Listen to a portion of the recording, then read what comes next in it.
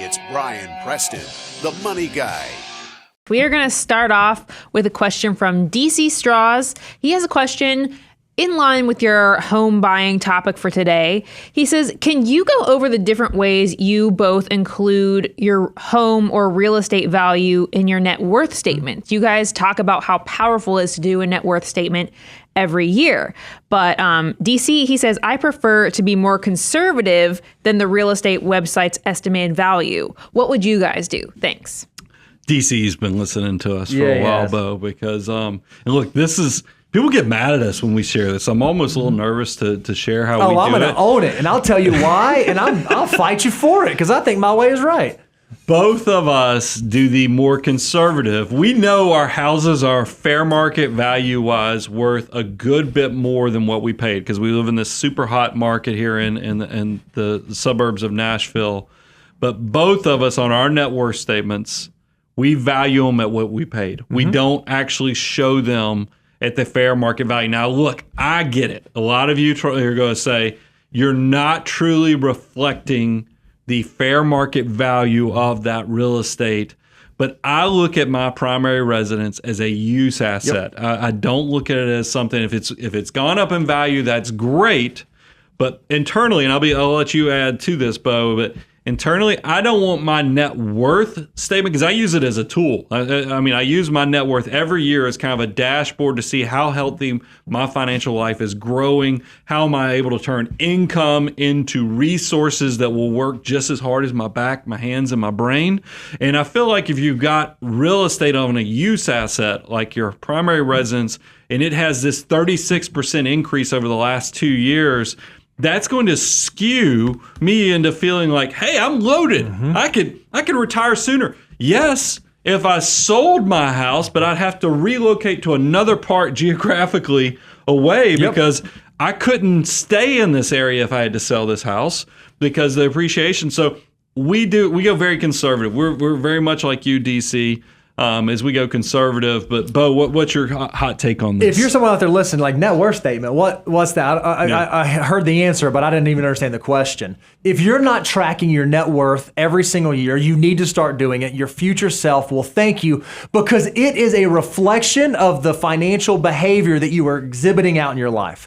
If you have a tool that you use, that's great. If you use a software, that's great. I would recommend going and checking out the tool that we make available at learn.moneyguy.com, because there's a really good dashboard that shows you exactly what your net worth is doing year over year.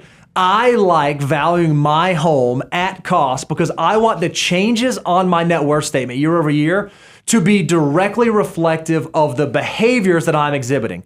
I did nothing in this world to make my home more valuable. I did save to my portfolio. I did choose to pay down debt. I did choose to acquire new appreciating assets. Now, I can already hear you trolls out there saying, yeah, well, you didn't do anything to make the market go up either. Okay, yeah, you kind of got me there. I get that. But I did choose how much exposure I have to it, and I did get to choose how my portfolio is allocated, and I did get to choose the tax buckets that I build in.